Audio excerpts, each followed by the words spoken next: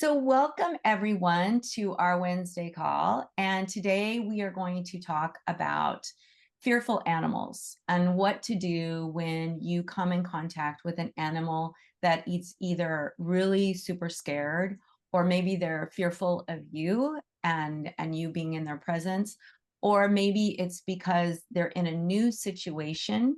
So, a lot of times with animals coming into rehab facilities or animals coming into the shelter, or animals even going to sanctuary where they're going to be forever, but it's new to them. There's a lot of fear with animals, the fear of the unknown, just like with us, right? We fear the unknown. One of the gifts that we can give to animals is the ability to be calm and to create calm for them. And and what I want to start with is it's not always possible for us to be so calm that we're going to here, sorry, I'm going to let people in.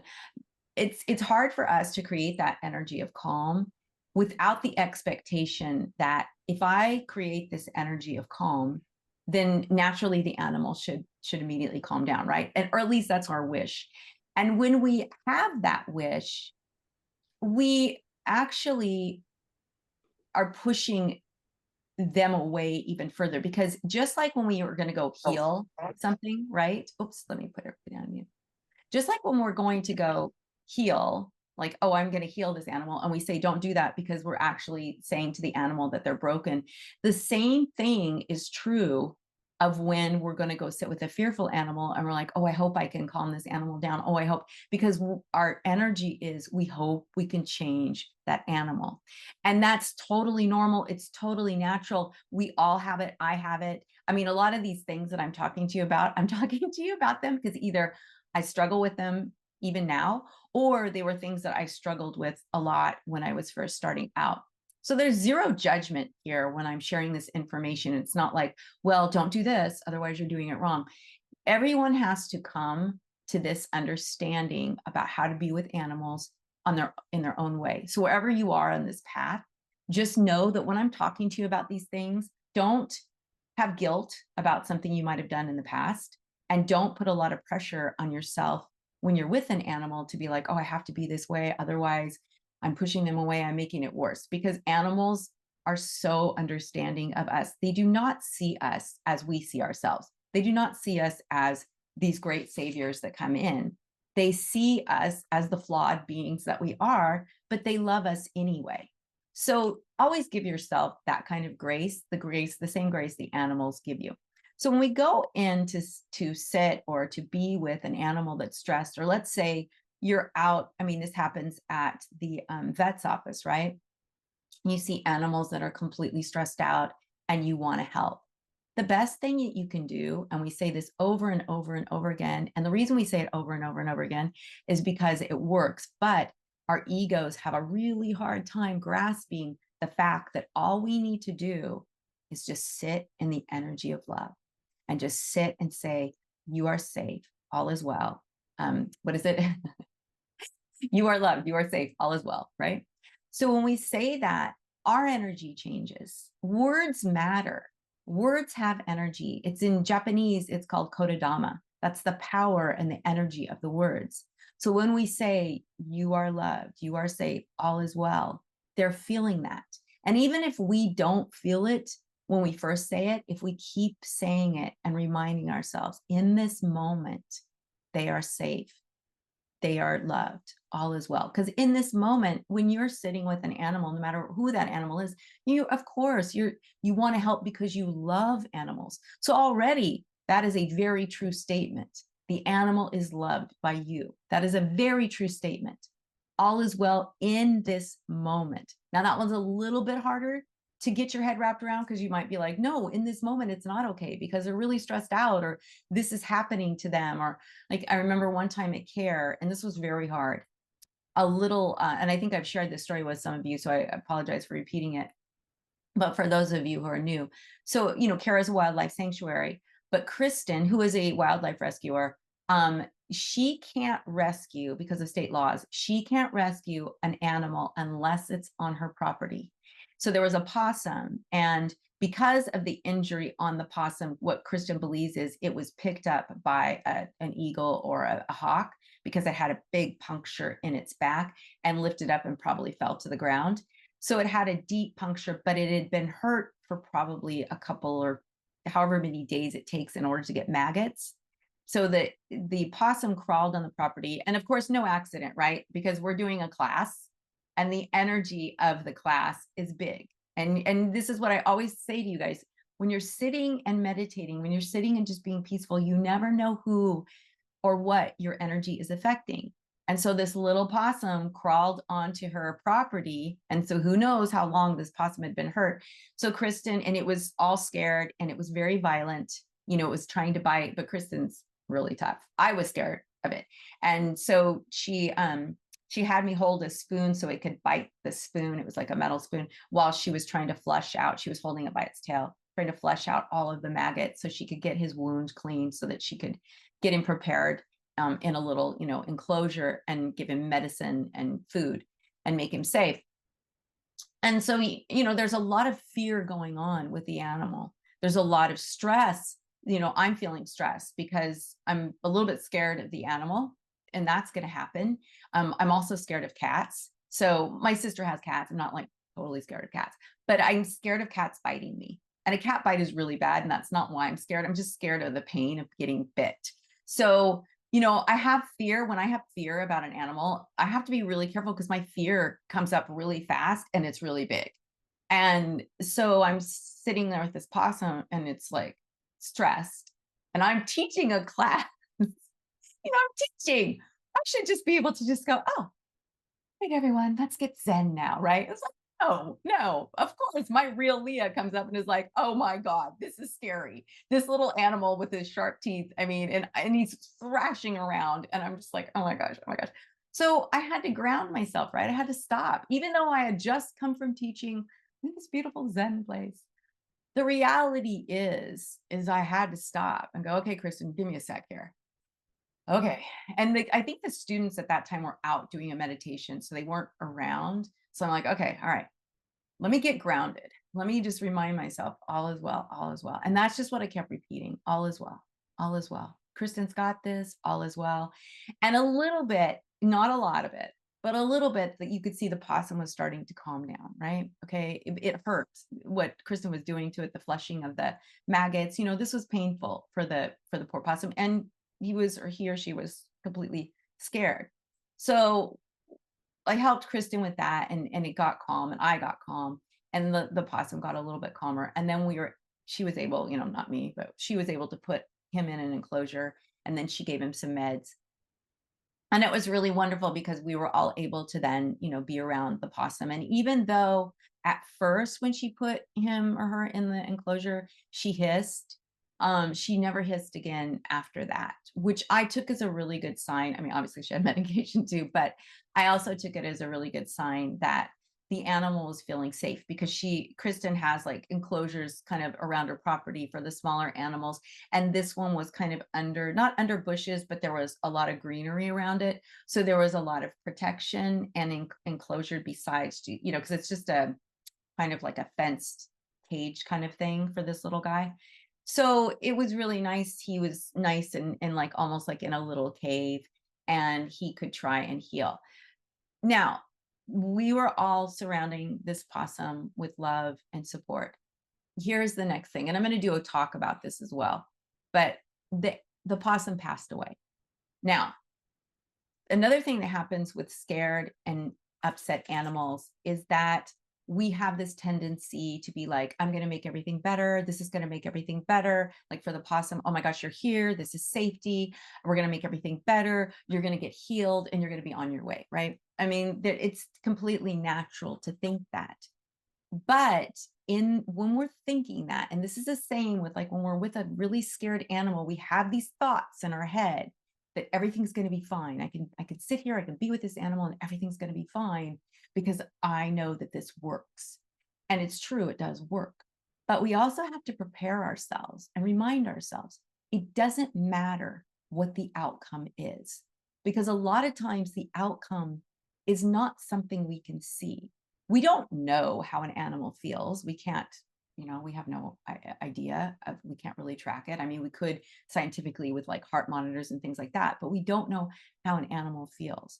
Now, when the possum passed away, for me, my immediate thing is, oh my gosh, what a blessing. What a blessing that this little possum didn't die off property alone, scared, and in pain.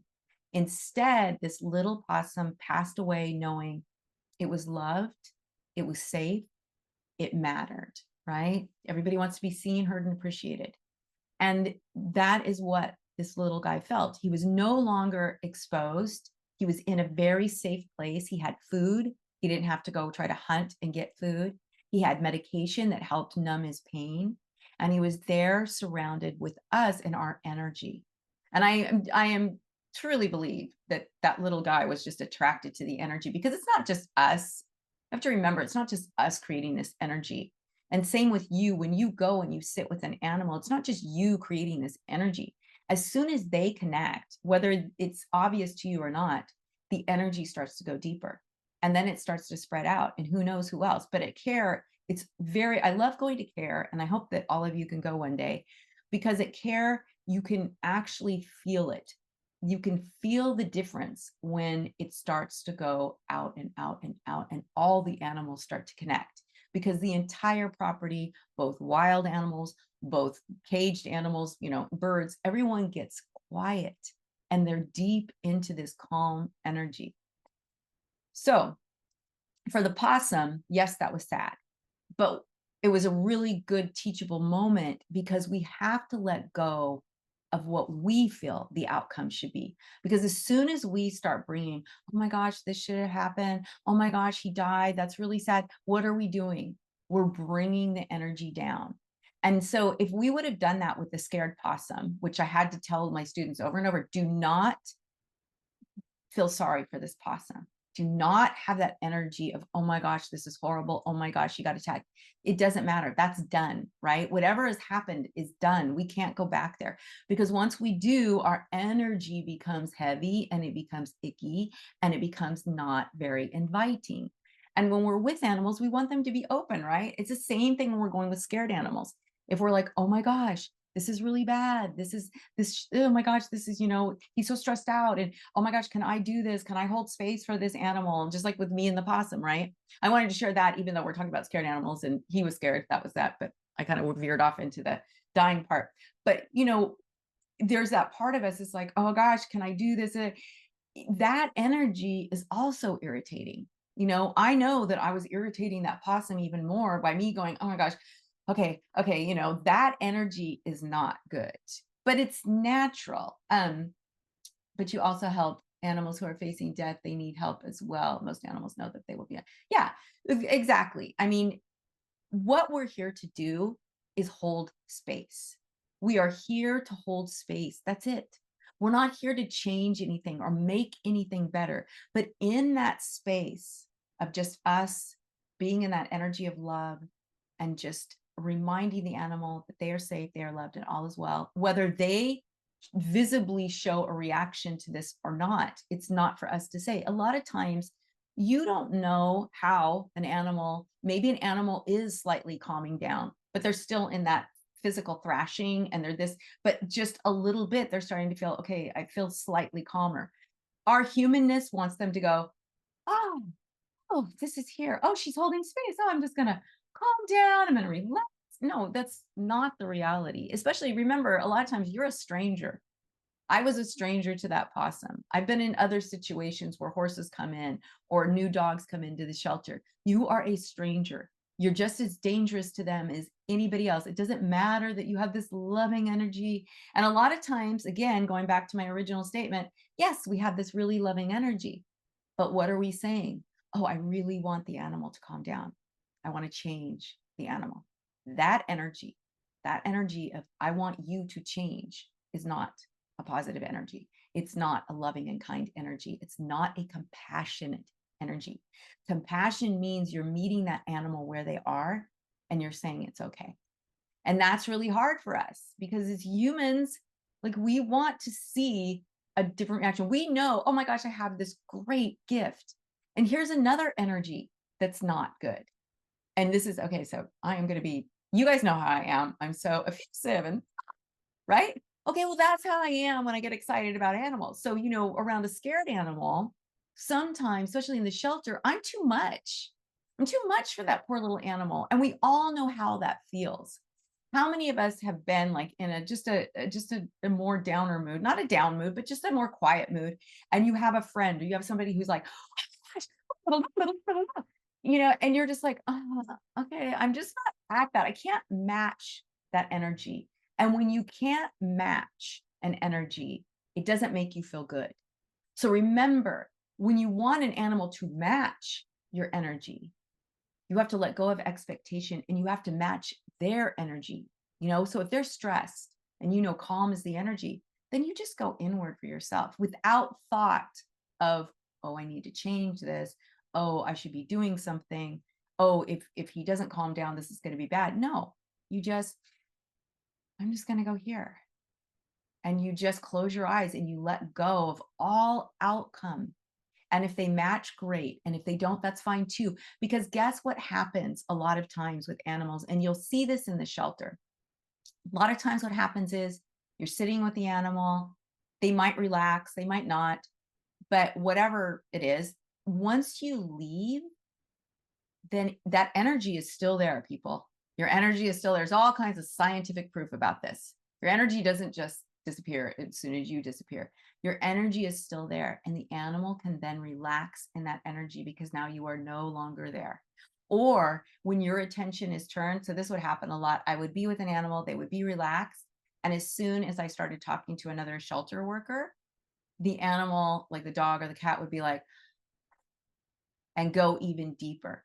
Because even though I don't think my attention is on them and I think I'm going inward, it really, my energy is still like, I'm here with you. I'm hoping things happen like this. But as soon as I start talking to someone else, then my attention goes here, but my energy is still there.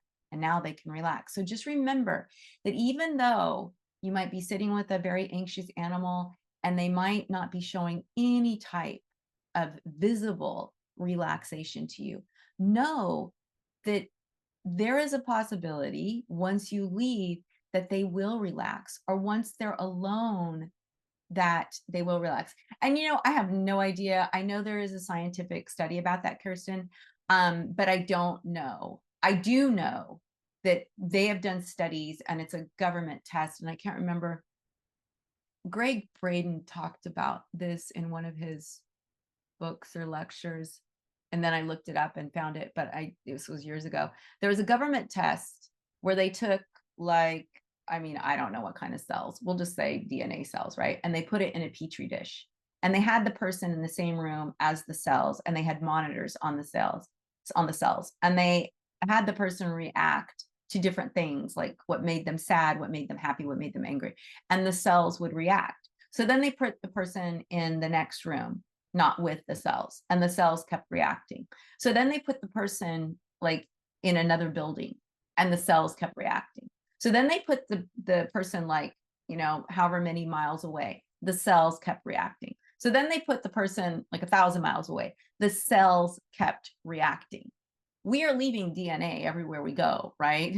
Our hair, our dandruff, whatever, spit, saliva, we're leaving DNA everywhere. So we have to remember that, and that's just a very visceral one, but we don't know how long our energy stays when it leaves, because we have to remember, Kirsten, that we're making an impression on the animal, and that never leaves. Our impression on the animal never leaves. So, and I say this, I don't have scientific fact to back this up yet, but for instance, let's say you go to the shelter and you sit with a dog, right? And they don't calm down visibly in front of you. And then you go back the next week and they might calm down a little bit more because now they know you, they trust you, right? And then you go back again, and the third time they trust you even more. And by the fourth time, there is complete trust. But here's the thing. I've done this with shelter dogs and cats. I've gone in with them. They don't know me. They don't calm down. They don't come near me. Like for cats aren't really bouncing off the walls like dogs, but they don't want anything to do with you. But then after 3 distant sessions, just holding space, going back in, the animal deeply knows me. And it's like, oh, I know exactly what we're going to do. I've had dogs who were like crazy excited after 3 distant sessions, 1 in person, 3 distant. I go and sit and they're like, oh, I know exactly what you're here for, because they know our energy. When you think of an animal, they feel it. And this I know just from my own experiences. Animals know you. You think, it's just like I've told you the story about the tigers. Here I am thinking I'm making it up. And then I go and see the tigers after a year and they are like, oh, we know you. We love you. You're our favorite person. That's not an actual volunteer. And I'm a stranger. I had only been with them for an hour a year before. And those tigers knew me. Why? Because I meditated with them. I brought them into my meditations. I thought about them all the time because tiger is my total heart animal. And it was so amazing for me to be with them. So we have to remember our thoughts, our energy, they matter to these animals. And we're making an instant connection. So do we want that connection to be something that actually causes more pain? Or do we want that connection to be something that actually is something they look forward to? Something they're like, oh my gosh, I love that person. Oh my gosh, I can open myself up to that person. Just like my crows, right? They're wild crows, but they see me and they swoop down and they come to me. Now, they're not like landing on my shoulders. I'm not Snow White yet, but they're coming close and they get really close to me, even though they're scared of people, and they don't do that to anyone else. And when other people come around, they, fly away. So we have to understand and pay attention to how our energy, how our thoughts are affecting different animals. And so when we go in with a scared animal, we never want to go in there and say, oh my gosh, I've got to calm this animal down. No, you don't have to do anything. They don't have to do anything. You go in and you just sit and you just go inward. And, there's lots of different meditations that we teach to go inward because they keep your focus going inward. So, if you're in one of Kathleen's level 1 classes, you learn the 3 diamonds. And so you're like mirroring back the light to yourself. The one we do in level 2, or the Animal Reiki for Reiki practitioners class, is, the globe of light, which we've done in these sessions. You bring the globe of light into your hands, bring it into your heart, your belly, bring it into your heart, bring it into your third eye. And you're bringing your focus inward with that light, right? But your energy, the calming, beautiful, loving energy, is going outwards. You don't have to sit and go, okay, I have to push my energy out. No, there is no pushing. There's no channeling. It's all within you. So when we focus on those beautiful meditations, or just even doing self-healing, you can sit with an animal and do self-healing for yourself, which is really powerful. I've done that. It's just like on my heart, just Leah, calm down, just doing some self Reiki, or, on the sides of the head or over my eyes, or just even on the back of my neck. Just, calm down, just regulate yourself, right? And so here is the really fascinating thing, and I want to share this, and I wish Lauren was on the call. She's not, but I'm going to have her on to talk about this. Lauren Murphy is a student, and she is a SARA teacher, and she's amazing. And she came on before, and she talked about her experience with the blind horse rescue and how the blind horses didn't like humans. And she came and she was standing there sharing her energy, and they loved her, and they were coming up to her. And the guy who was a Reiki master, who was, I don't know if he was the manager, he was like, I've never seen these horses act like this before. So it's, we have to give kudos to this practice and this process, because when we go inward, the animals feel it. As soon as we stop trying to fix what's happening, they understand this and they respond to it. And so Lauren, she said something so amazing the other day. I told her, I have to steal this, but I'm going to give you full credit because I want to share it with all of you, because I want you to be talking in the same exact way. So Lauren had a video of herself walking, and a horse was walking behind her, following her really slowly. And she said, this is what a regulated nervous system looks like. Boom. Oh my God, you guys. So science behind what we did. What happens when we meditate for ourselves? We regulate our nervous system. What happens when we sit with animals? We're regulating their nervous system. We're helping. We're not regulating it. We're helping to regulate, right? So when we hold space and they connect and calm down, guess what happens? They're regulating their nervous system. So what we're doing as practitioners, we're not trying to change or fix or heal. What we are doing is we're holding space and we're being a mirror so that then that animal can see us and say, yes, I can mirror that. And they're reminded of something that's already within them. Like you hear about, oh, this animal is, attuned to level 3, or this animal is a healer. It's like, hello, animals are up here. We're down here. Animals are the healers. Animals are the spiritual gurus. They are so far. I don't care if it's an insect or a horse or a tiger. They are years, levels, so many, just so far away from us, like light years away from us, as far as being connected to that higher power, that higher source. We down here have to go, okay, I've got to breathe. I've got to do this. I've got to, blah, blah, blah, all the tools, right? They don't have to. But when they're stressed, they lose sight of that inner sanctuary, right? So what we do when we sit with them, like a stressed out, scared, nervous animal, what we're doing is we're just showing them, we're just holding space. We're not trying to fix them. We're not trying to cure them. We're not trying to make it better. We're just being this beautiful sun, right? The beautiful sun of energy. But in that sunlight, it's like a mirror that has sun on it, right? Now the animal sees this and it's like, boom, oh my gosh. Now, when the animal connects, it's not, okay, I'm offering energy to you and you're taking it, or they're offering energy to us and we're taking it. No, it's not like that. Now it's like this. And now, guess what happens to us? We start to elevate because the animals are up here, remember? So when they start to feel healthier and they're like, oh, they start to bring us up with them. Now we're in this beautiful space where we can start to remember we are bigger than our bodies. We are bigger than this situation. We are loved. We are safe. All is well. It becomes the reality. It becomes the truth. And then it's so easy to be in that space. But getting to that space is hard if you allow yourself to get caught up in what's happening through your eyes, right? You're seeing something. Oh my God, this looks bad. The animal's stressed out. Another time at care, and I always use care because they're wild animals. Dogs and cats, horses, they're more used to humans. But wild animals that are coming in, even if they're coming from a zoo or a sanctuary, wild animals are still wild a lot of the times.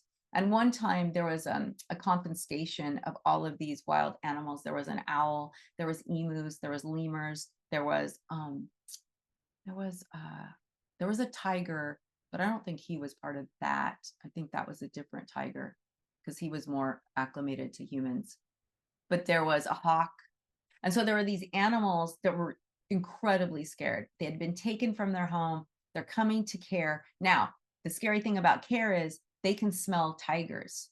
They can smell a bear. They can smell, reptiles. So there's a lot of fear. Where am I going? What place is this? Am I safe? And so thankfully we had a class there. I mean, there are no accidents a lot of time. We had a class going on there and we were able to really hold space without expectation, right? Just do our class, do our meditations, leave these poor guys alone. And Kristen was saying, oh my gosh, I can't believe how calm they are after a couple hours.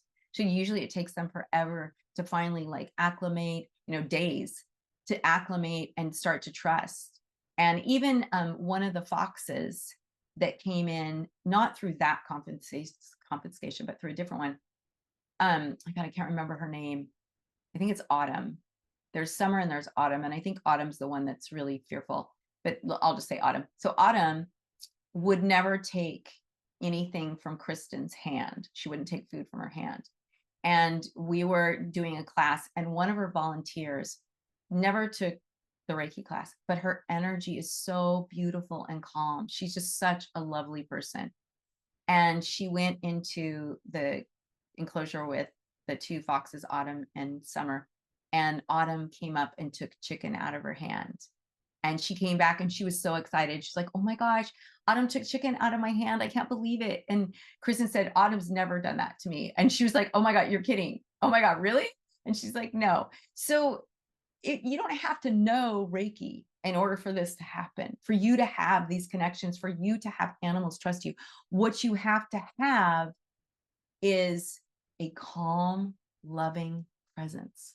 And with our practice, that's all we're creating is a calm, loving presence. So I want to get to, and I got to look at my notes to make sure that I have gotten everything, but let's see. So Rebecca said, I set an intention that the energy is available to them for the rest of the day should they wish to engage with it. No expectations. I love that, Rebecca. What a great reminder that we can just set our intention. My energy is going to go far and wide and is going to last, right? You don't even have to put a time limit on it, because guess what we do when we put boundaries or limitations on our thoughts? Even like this goes back to manifestation. If you put a limit on what you want to manifest, you are not going to get what you could get. So if we say, I want my energy to just stay, I want my energy, this loving, beautiful energy to stay with them. No end date, right? Just period. See what happens. See how that can be effective. Because I know Rebecca had the same experience that I've had before. There are times, and we're not doing Reiki, you're just getting a tour. And this happened at Keepers of the Wild. I shared this with you, but it happened at a wild cat rescue where she's got tigers and servals and other kind of cats up here in Oregon. And you're doing the tour and the owner is like, oh my gosh, these cats never come out. They always hide from humans, yet the cats are coming out, right? It's no coincidence. And I know Rebecca had that same experience. She was getting a tour and they're like, these cats don't come out. These cats are scared and they're coming out to see Rebecca, right? To figure it out, because Rebecca's energy is calm, it's loving, it's quiet, it's peaceful. And that is what they are attracted to. They're not attracted to us. Oh, I have to do some Reiki. Oh, I have to sit and do that. That's just us pushing them away. When we come in fully present, fully open, with a loving, open heart, that is where the true magic happens. But again, you guys, no judgment, because I didn't start here. I mean, this has been years and years and years of getting here. Kathleen didn't start here. She didn't just one day, oh, I have all this loving energy and boom, boom, boom, boom. And, you know, we don't become Snow White overnight. You have to earn the Snow White privilege. And it takes a lot of time because, and it's not because it's hard, people. It takes a lot of time because our ego tells us, oh, you should be doing this. Oh, this is really bad. Oh, this is really sad. And it's like, no, it's not. But who we truly are, our true essence, is always there reminding us, no, all you have to do is be yourself and be loving and just shine that love and share that love. So I love that. Thank you for sharing that, Rebecca. And then Diane says, I love this. I come on these calls because you are so calming, Leah. I don't feel like I'm calming. I feel like I'm always like, ah, but thank you. Oh, thank you, Diane. And then, oh, Adam, yes, I love your reference to self-regulation. We practice Reiki with animals, right? So we have to regulate ourselves. But then also, Adam, there's that great gift that we are giving to these other animals, and we're holding space so that they can self-regulate. So I'm telling you, people, here is something that is going to open doors for you. When I read this and saw, you know, Lauren's video, I was like, are you kidding me? It's taken me 18 years before I finally was able to go, duh. That is what people will respond to. If you go into a shelter and say, I need to do Reiki with animals, and they're like, what's Reiki? Oh, well, Reiki is this Japanese system, and they have tuned out, they have shut down, and they don't want, they're like, that sounds weird to me. Or worse, they've heard about Reiki. That's woo-woo. I don't like it. You want to touch my animals? No. And we're not doing any of that. We have Reiki in our name, but here is what we're doing. We're actually meditating, creating a calm space. And in that space, your animals, we find that the animals start to self-regulate, right? Because that is what's happening. We weren't verbalizing that. Thank you so much, Lauren. We were not verbalizing that before Lauren. Kathleen has never said that. I've never said that. We've hinted at it, right? And I'm all about the science and all about the benefits of meditation. And the benefits of the meditation are the same for humans as they are for animals. And guess what? If you want to advertise your classes, go look up all the benefits of meditation and just use that copy for your animal Reiki classes, because here's the situation. People know meditation. They understand meditation. That's why when we say, oh, we meditate with animals, boom, doors open.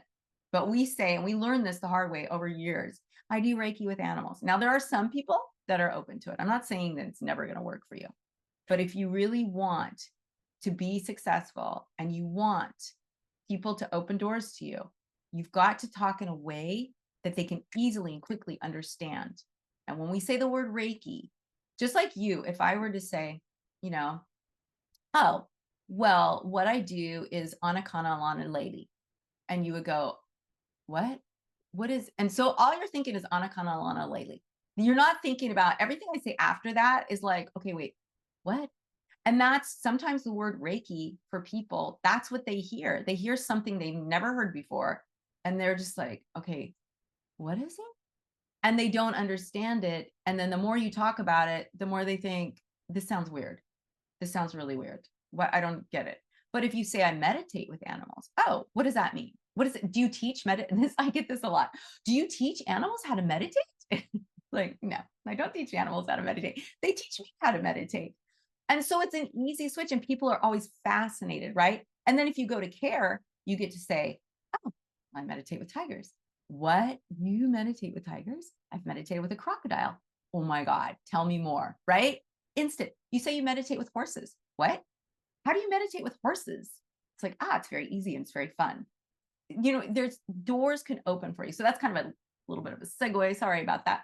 But there's a way to do this. But what we're doing when animals are scared is we're holding that space so they can self-regulate. And I love Adam called that out, that when we do it to ourselves, right, we're self-regulating with ourselves, but it's also what we're helping the animals to do. So it's this beautiful, again, an exchange, right? Even when they calm down and they start showing signs that they're accepting, guess what happens to us? We get calmer. We get happier. We feel like, oh my gosh, the animal is like so into me right now. And I know Kirsten just had this with a horse. When they come up, they put their head on you, or they kiss you, or they do whatever. You're like, oh my gosh, this works. This really works. It's like validation. And so what happens to you? You get more joyful. You get happier. Your energy gets calmer. You're no longer in that worry and stress mode, right? So I want to get a couple more of these. And so then Sharon says, I have a rescue dog that now trusts me. However, he is afraid of people that come into my house and barks at them. He seems excited to meet people out in the world. Oh, it's interesting. So he's got kind of a resource guarding thing going on. Yeah. And so here's another thing about fearful animals. And I want to share this with you because it's really important to remember. And in fact, I was talking to Kelly, and I don't know if Kelly wasn't able to join us today, but let me just make sure. Sometimes, yeah, Kelly wasn't able to join. But Kelly and I were talking about this last night, that you can be creating a beautiful energy of calm for a scared dog, right? And you can see a lot of just changes in that dog.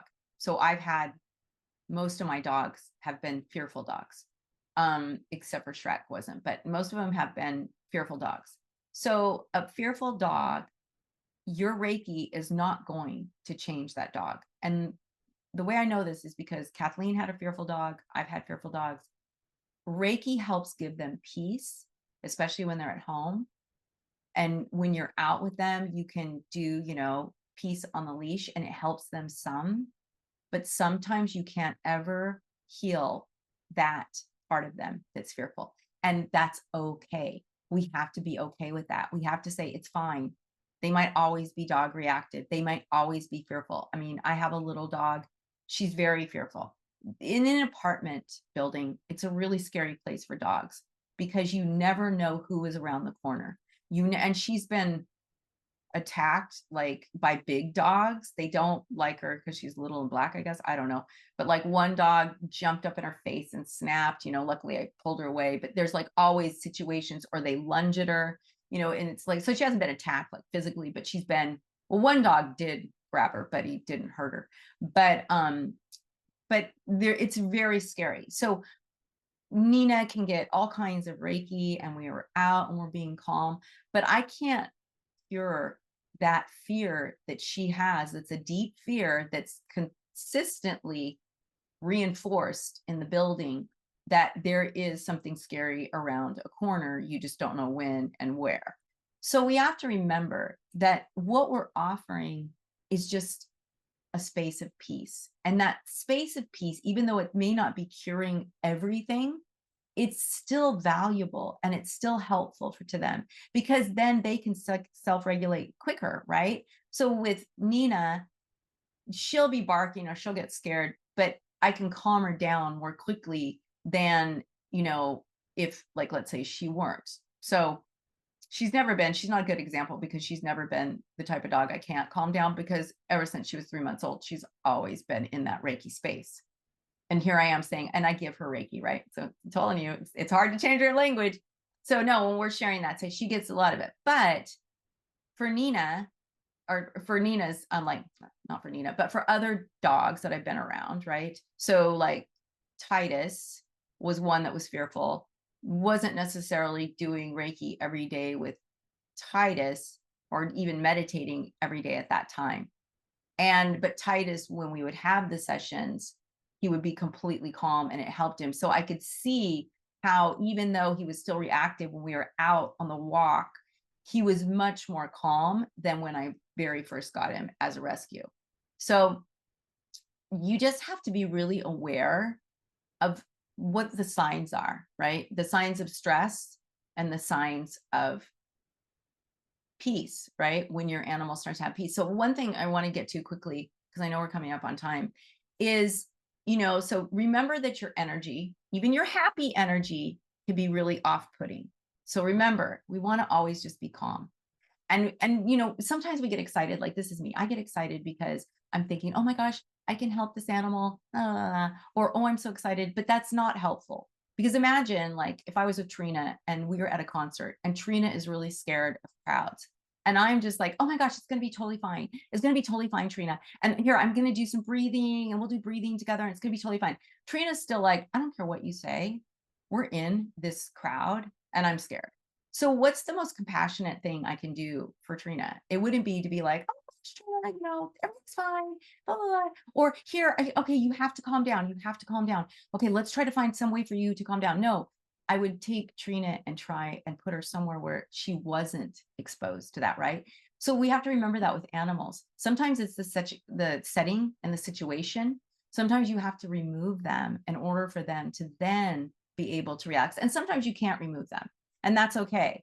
That's where you have to dig deep and go inward, because you can't remove them from that scary situation. And so Sharon says, let's see. Oh yeah. So she had trust. And then Cherise says, I had something like this happen yesterday at the wildlife rehab rescue where I work. I was cleaning, feeding one of the aviaries, and just walked in, centered, focused on my gratitude and joy, and mindful not to interfere with the birds.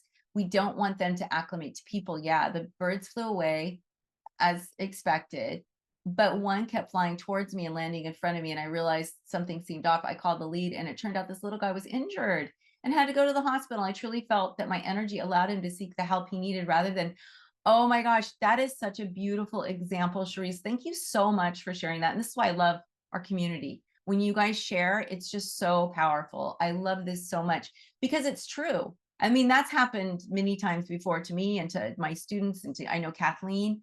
It's like in that space, you can actually start to see what's happening. And it's not necessarily, oh, that the bird's trying to come to you to get attention. The bird was like, oh, she's really calm. She's really open. I can go to her. I feel safe, right? And to show her what's happening. So I love that. And I love too, Cherise, giving you kudos that you were really open-minded and not like, oh my gosh, this is so great. The bird is like acknowledging me and validating me. You were like, oh, okay, that's interesting. The bird keeps coming. something might be wrong.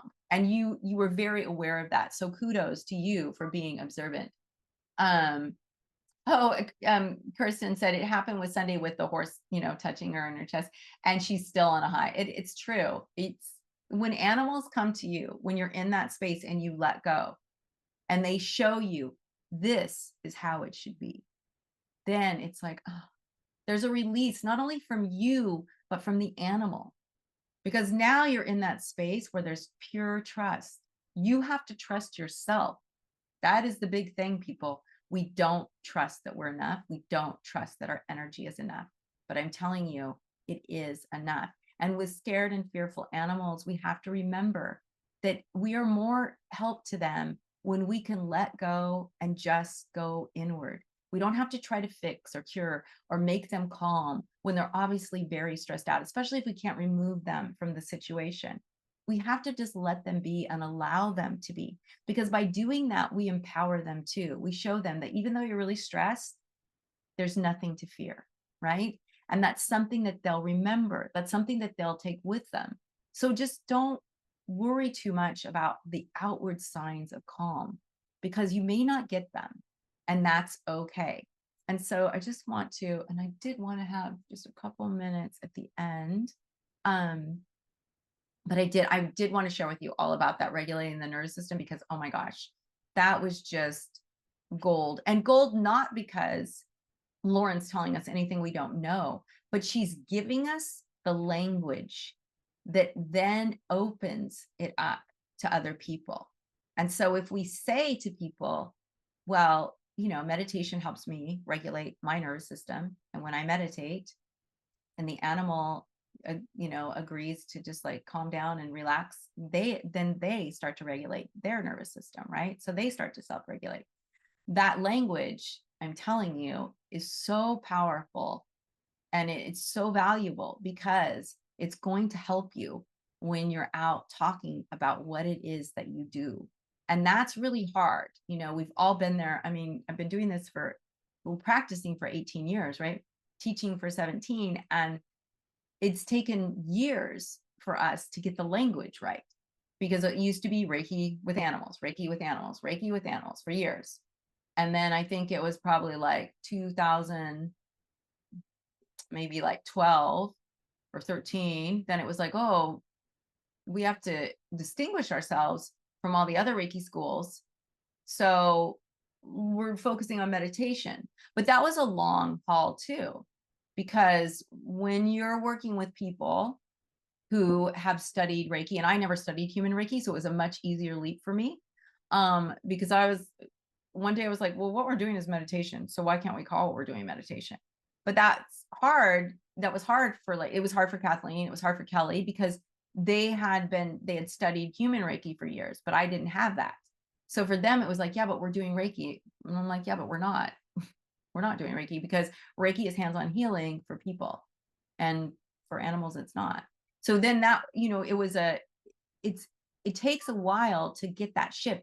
So what I'm saying to you, and I always share with all of you, is that you're on this journey, and you have to allow yourself the space to open yourself up to it. Don't push yourself to do something or be someone you're not ready to be yet. If you're practicing human Reiki with animals and it's working for you, and you're practicing it, like, let's say in the William Rand way, you might be beaming, you might be doing hands-on, whatever that is, whatever it is, you might be thinking, oh, I need to heal this, I need to fix this.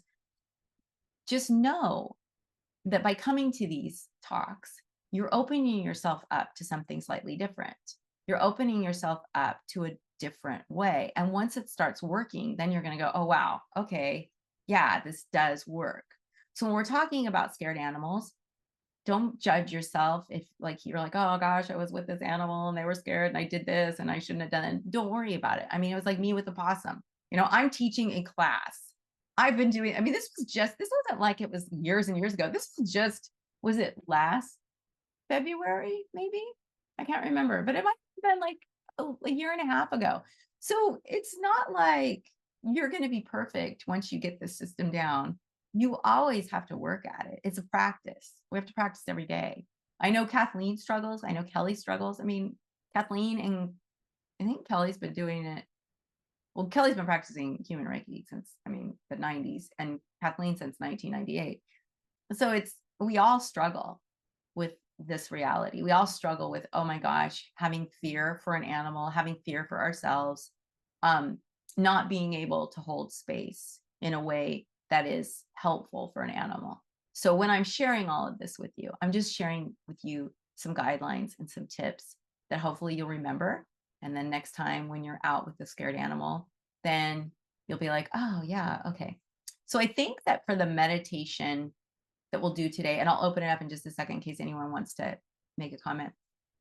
I think the one we should do is the globe of light one. And we'll do just a quick one so that, and you don't, and you know, so maybe, because if you're sitting, this is the trick, right? Let's say you're in a doctor's office and you don't want to be going, okay, globe of light, globe of light, globe of light. Maybe that's like not really the most comfortable thing to do. So maybe what we'll do is we'll just put our hands on our belly, and I'm just going to walk you through envisioning the globe of light and what each of these lights represents within you. Because if you can bring your attention to yourself, that's where your power lies. Because we have said this before, it's all your energy is deep within you. And the more you go inwards, the more it builds up and goes outward. And it's completely counterintuitive. Doesn't even make sense, but it's true. And you can see it when you're in classes. We've all been in classes, and you meditate by yourself and it's okay, but you meditate with a group and it's so powerful, right? It's like everybody's energy just starts to connect, boom. But that's how it is inside of you too. It's, you're tapping into that little place within you, and then it's expanding and multiplying and multiplying and multiplying, and boom, boom, boom, boom, boom, it goes out. So let's open it up. I will, if anyone wants to unmute and just comment or say something or share something, I'd just love to hear from you. And I can't really see everyone, so if you unmute. Hello. Hi. Hi. I haven't seen you in a while. I know. It's so true. Like, I do human Reiki too, but it is so different to do. It's the connection that you have with animals is just it's deeper than it's the surface level. I can't, it's almost hard to explain. But I do wildlife rescue and stuff, and to be able to connect with animals that are in the wild and they trust you.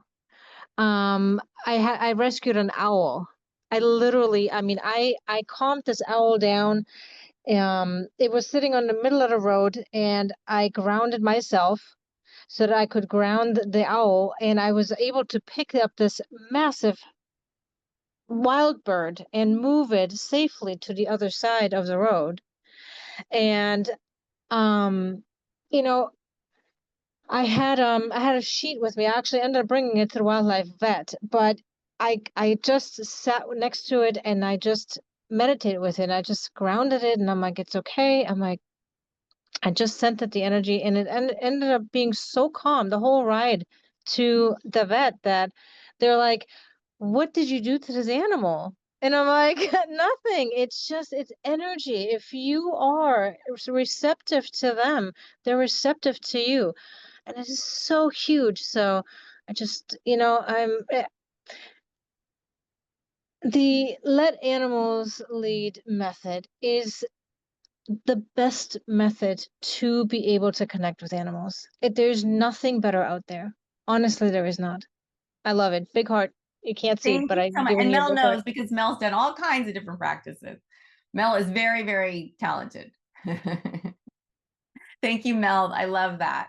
I don't think when she's telling me that, I'm already feeling fear, because like the bigness of the bird and the claws, and I don't know that I could do that. And that's okay. That's okay. That's why an injured owl has not been put in my path. Claudia, yes, please.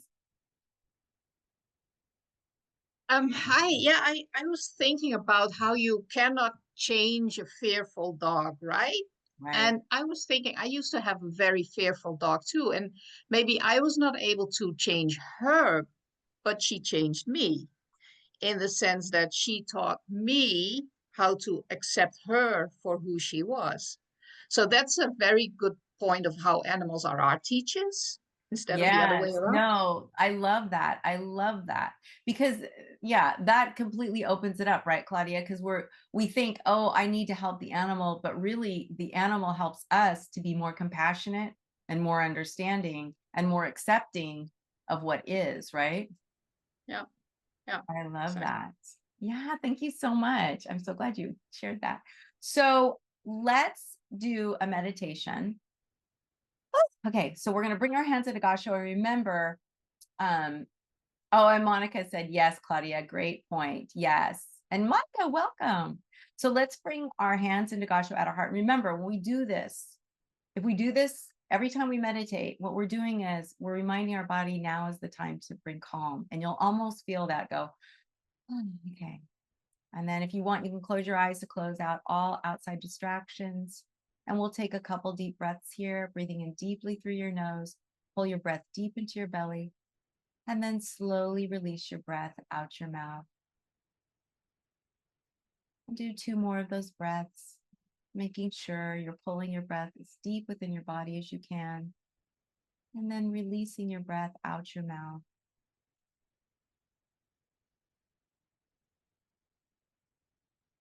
And whenever you're ready, bring your breath back to a nice, natural, soft state.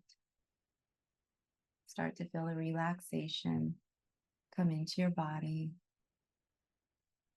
And let us set our intent that we're open to receive whatever it is that we need most at this moment in time. And that we're open to holding space for all sentient beings. And when you're ready, you can bring your hands face up or face down in your lap. And I'd like you to just bring your focus to your breath. Feel your breath coming in through your nose, coming down into your belly. And then you can release your breath either through your mouth or through your nose, whichever is more comfortable. And just focus on how your body feels. If you're feeling tense or calm. And if you have any tension in your body, just bring your attention to that. And allow your breath to ease the tension. With every breath in, you're bringing in peace and calm, and every breath out, you're releasing stress and tension and what no longer serves you.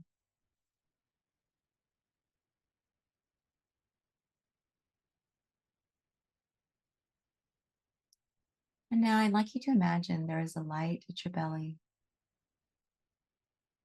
And as you breathe in and out, visualize the glow of the light getting brighter and brighter at your belly. Your light can be blue or purple or green or orange, white or gold. Whatever color you see is your beautiful inner light.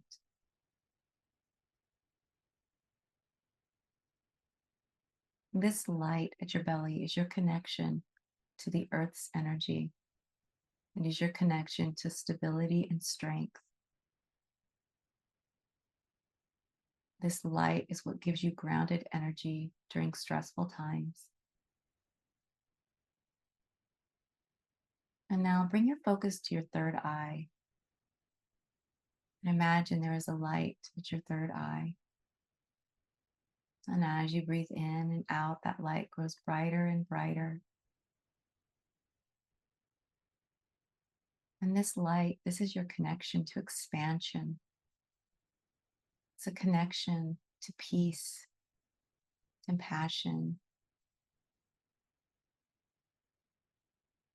And if you believe in God as your connection to the heavens, to God, or to the universal energy, this is your connection to your psychic and spiritual sense. And in this beautiful, expansive energy, we let go of all worries. We let go of all anxiety. Now bring your attention to your heart and see a light at your heart. As you breathe in and out, visualize that light growing brighter and brighter. And the light at your heart is your connected energy to everything in your world. You connect to the animals through your heart, to nature through your heart. This is your connection to everything in the universe. And now I'd like you to imagine that the light at your third eye and the light at your belly are coming up into your heart and down into your heart, amplifying the energy of love at your heart. And in this beautiful space, you are strong, you are stable, you have no worries, you have no fears, and you are a beautiful balance of wisdom and compassion. And in the energy of wisdom and compassion, you are pure love. Love being the most powerful energy. And the energy of our love has the ability to create beautiful healing space for all who want to connect. The energy of your light of love has the ability to bring peace and calm to all beings. And so just allow yourself to be this beautiful beam of light from your belly to your heart to your third eye. You are like a beacon of light, a beacon of hope.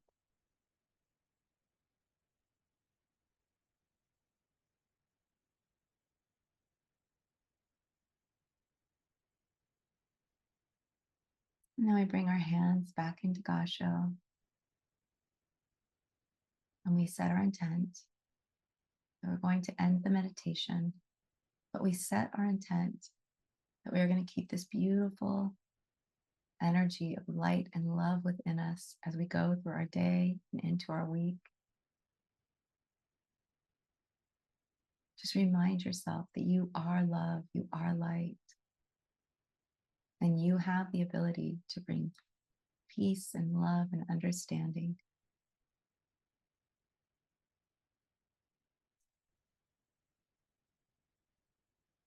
And please give gratitude to any animals or people that joined you, and give gratitude to yourself for being here and being open to this beautiful practice.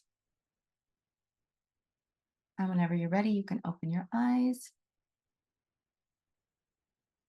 And then I completely forgot what next week's subject is, but you'll see it in Friday's recap. So thank you all so much for coming. Thank you for those of you who are returning. I'm so happy to see you here. Monica, so glad you could make it. Monica had a situation where one of the puppies she was caring for passed away. But Monica, I also wanted to say while you're here is always to remember that that little puppy, even though she only lived 5 days, was surrounded with love, light, and she knew she was loved, she was safe, and that all was well.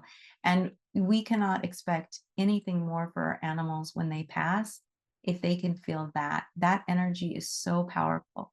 We can't save all the animals, and there's really no reason to, because guess what? There is no end, sadly, of suffering animals.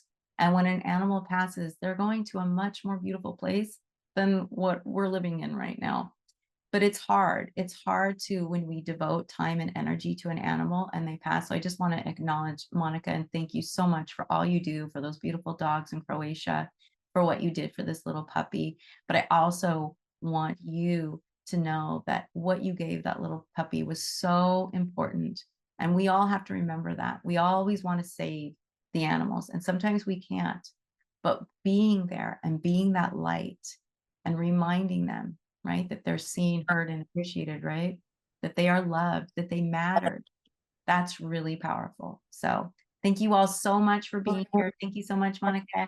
Thank you so much for all the nice things too. And oh, and Jill said, Monica, thank you for your care and love of that puppy. Yes, thank you so much, Jill. It's true. And then, oh, I'm sorry, I didn't get, Rebecca said, sending love to Monica. Thank you guys, because you know how hard that is. And puppies, I mean, you know, they're so sweet and cute. And of course you want to save them. And Monica has the biggest heart. So, and Monica, you're doing the heart. So thank you. Thank you. Yeah. Sorry. Yeah. You all. Oh, look, Monica's representing. She's got her shirt on. Thank you so much, Monica. Yeah, I love that.